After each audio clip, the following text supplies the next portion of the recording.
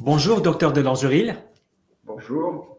Merci beaucoup d'avoir accepté l'invitation de la communauté Even. Vous êtes médecin, chercheur au CNRS avec une expertise particulière en cardiologie préventive et en nutrition. Vous êtes également l'auteur de ce formidable livre qui est extraordinaire. Je l'ai lu du A à Z complètement, qui s'appelle Échapper à l'infarctus et à l'AVC, la révolution de la médecine de précision, l'importance du mode de vie. Alors, ce que je trouvais extraordinaire, c'est que ce livre, il parle à la fois aux médecins, mais aussi aux familles, aux gens qui sont concernés par ces thématiques. Livre qui est dense, passionnant, qui est écrit avec beaucoup de bienveillance également envers les patients, qui sont les gens finalement que vous soignez, que les médecins soignent. Je rappelle quelques statistiques. Les maladies cardiovasculaires sont la première cause mondiale de mortalité, la deuxième en France après les cancers. Il touche environ 140 000 morts par an et les maladies cardiovasculaires sont également la première cause de décès chez les femmes, tout âge confondu. Elles sont aussi une cause importante de maladies et de décès précoces. Jusqu'à 50 000 personnes font un arrêt cardiaque soudain chaque année, dont seulement 5% survivent. Je pense que c'est très important de souligner tout cela avant qu'on commence à parler de livres. Dans notre entretien, vous allez partager avec notre communauté plusieurs révélations que vous faites dans ce livre, comme par exemple le vrai facteur de risque génétique. Est-ce que le cholestérol est vraiment coupable des AVC et des infarctus? Quel est l'impact du stress et de souffrance psychosociale en famille et au travail sur notre santé cardiaque? Vous allez surtout nous donner des conseils pratiques pour prendre en charge notre santé cardiaque de manière préventive pour permettre à toutes et à tous d'augmenter notre espérance de vie en bonne santé. Alors, j'aimerais commencer par l'explication, docteur Langeril, de principaux dangers qui guettent notre santé cardiaque. Qui sont-ils? Les principaux dangers qui menacent notre système cardiovasculaire, pas simplement cardiaque. Il y a le cœur, et puis il y a le cerveau, et puis il y a aussi les grands vaisseaux périphériques, l'aorte, qui part du cœur, qui distribue des vaisseaux, des artères dans les différents organes du tronc, de l'abdomen, et finalement les grandes artères périphériques qui irriguent nos membres inférieurs, et notamment les muscles. Donc c'est cet ensemble-là. Quand vous dites par exemple que les maladies cardiaques sont la deuxième cause de décès en France, en fait, c'est parce que vous excluez les maladies cérébrovasculaires. Donc ce qui va du cœur jusqu'au cerveau, et comme vous le savez, dans le titre du livre, c'est comment échapper à l'infarctus et à l'AVC, à l'accident vasculaire cérébral. Ce n'est pas les mêmes causes, ce n'est pas les mêmes mécanismes, mais on retrouve plus ou moins les facteurs qui contribuent à ce type de complications. Donc, ce que l'on craint, c'est l'infarctus du myocarde, c'est le syndrome de mort subite, que l'on définit très bien, c'est la constatation d'un décès moins d'une heure après les premiers symptômes, ou bien c'est un décès chez quelqu'un qui n'a pas donné l'alerte et donc il n'a pas eu le temps de donner l'alerte. Et puis ce sont les maladies cérébrovasculaires, c'est-à-dire l'accident vasculaire cérébral, grosso modo. En fait, le mécanisme commun, c'est que des artères sont occluses, et sont occluses par des caillots de sang. Nous, en médecine, on appelle ça des thromboses.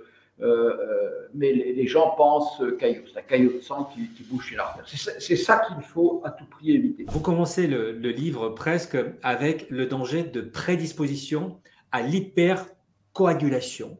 Est-ce que vous pourriez, s'il vous plaît, nous expliquer cette révélation, de quoi il s'agit? La prédisposition à l'hypercoagulation, ça n'est pas quelque chose de nouveau en médecine, on le connaît.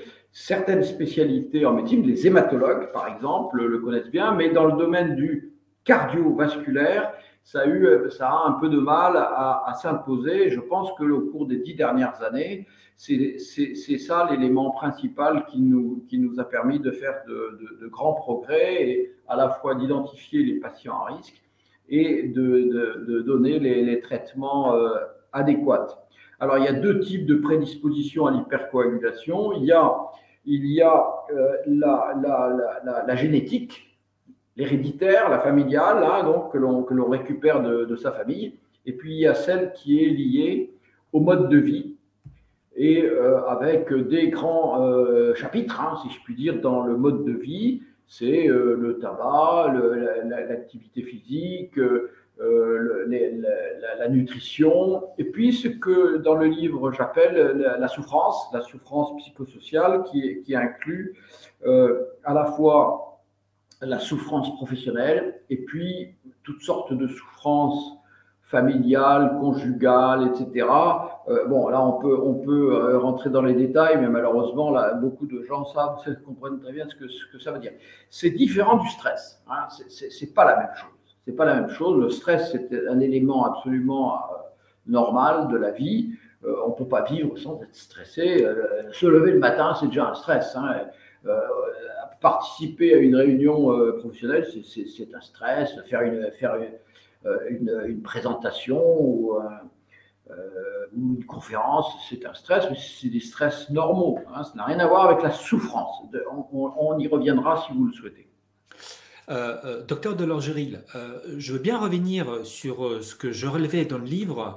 Vous appelez cela un tremblement de terre dans le monde des maladies cardiovasculaires. Cette notion de l'importance de l'hypercoagulation. Pourquoi ? C'est un élément important, très important, parce que ça conditionne le traitement, ça conditionne la prévention des premières complications ou des récidives.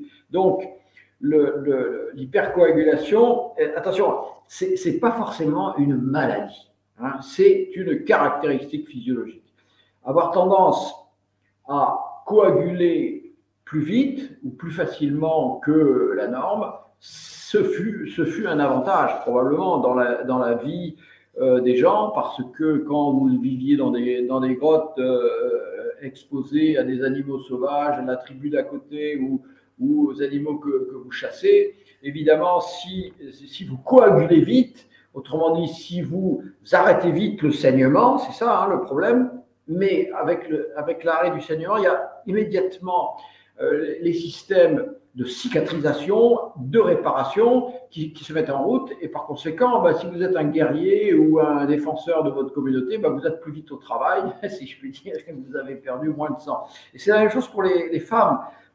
Si elles perdent moins de sang au moment des règles ou au moment d'un accouchement, elles seront plus vite, elles aussi, au travail, à la cueillette, à la chasse, à garder les enfants, etc. Donc c'était pendant des millénaires probablement un avantage, mais l'espérance de vie à ces époques était brève. Hein, voilà, on vivait jusqu'à 20 ou 30 ans. Maintenant, on vit jusqu'à 70 ou 80 ans. Et ce qui était un avantage peut devenir un inconvénient avec un mode de vie sédentaire où finalement, à part se raser ou utiliser des outils à la maison ou dans l'atelier, on a peu de risques.